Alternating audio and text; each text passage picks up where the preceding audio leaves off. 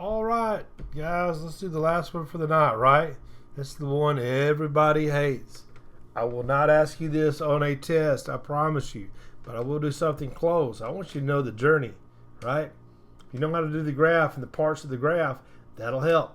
So how much heat energy is required to convert a certain mass of ice or solid H2O at minus 5 degrees C to get to a steam temperature at a temperature of 111 degrees C? First thing, you got to draw a map, all right? And how do we draw a map? Well, I'm going to show you how you draw a map. You're going to draw an axis. It could be like that. You're going to put temperature on the y-axis. You're going to put energy or heat or something along that line here. All right, you're going to see where you're going from. Minus 5 degrees C. I want to know where you start from, so minus 5.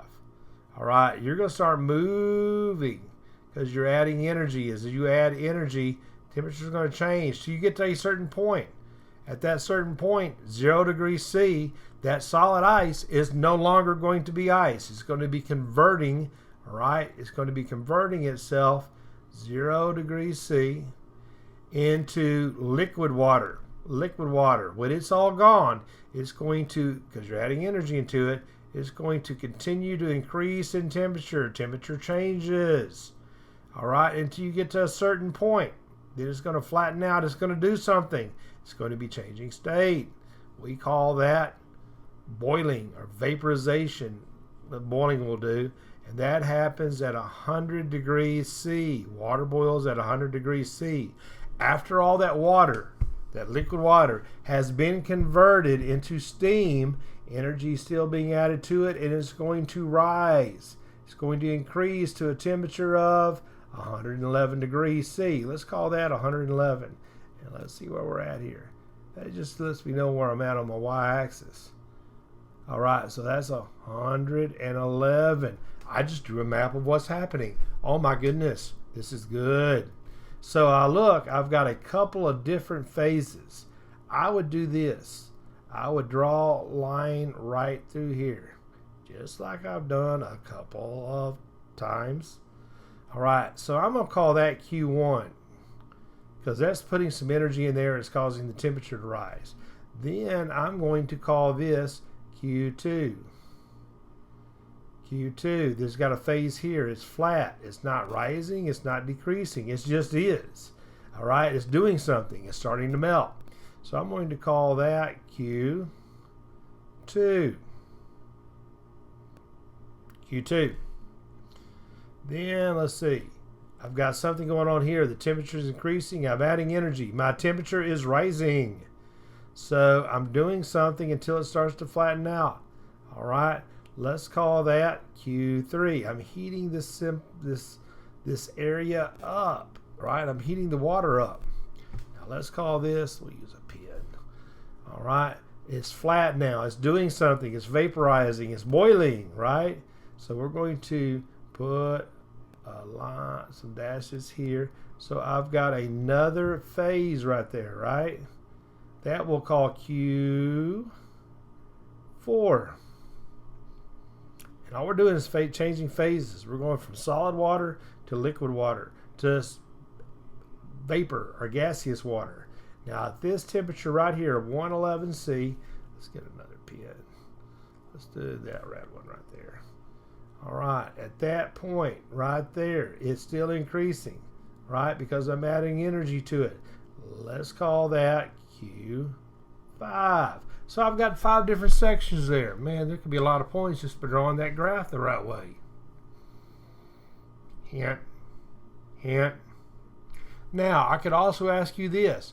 So let's say if I put a right here, all right, a B right here, a C, a D, an E, I could do that, an F, and a G, and I'll say, okay, I need to know, let's call Q1 right here, what formula are you going to use at each of these different phases?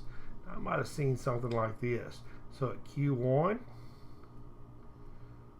at Q3, I've got temperature increases. And Q5, I'm increasing temperature. I'm going to use a very special formula. It's on your formula sheet. And we call that what? You may remember Q is going to equal M cat. QM cat. Now that gives me the mass. That's it right there. I got a change in temperature. That's going to be a 5-degree change.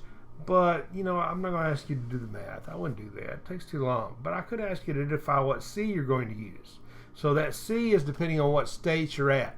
So at Q1, I'm in a solid state, right? A solid state. So here I'm going to use A. Identify it in some way so I know what you're talking about. At Q3, what am I going to be using? I'm going to be using B because I've got liquid water, heat capacity of liquid water. And I only use this when there is a change of temperature.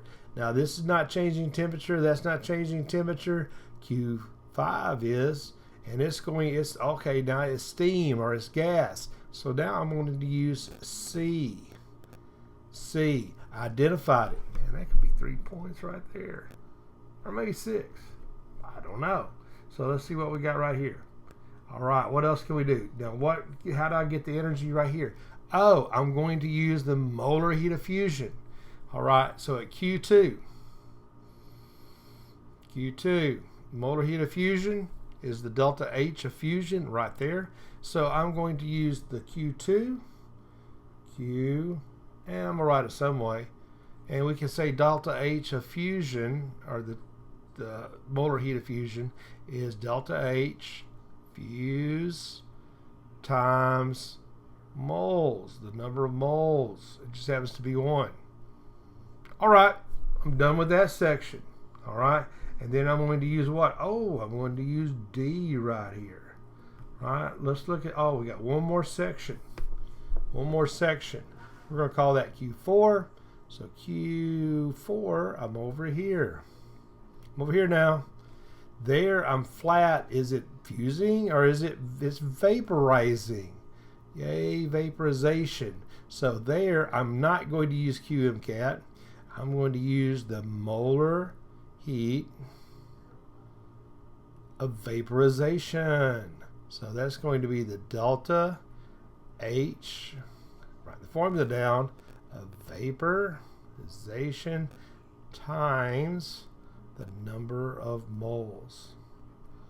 Guys, if you get that down, that tells me you understand what's going on. You drew me a map, okay? You've labeled the axes right. You've identified where the temperature is increasing, where it's melting, where it increases again, where it boils. You've told me what constants you're going to use, which specific heats at each section. All right, you've done that. So I need to put one right here. So this is going to be E. If I want to get real technical, I could put F right there and G right there. I've identified everything. I've got all my points. I understand the concept. I'm done. All right. So guys, don't make this hard. It's not. Okay. You've got this. Question me tomorrow. All right. Thank you guys for listening. I'm hoping this helps you.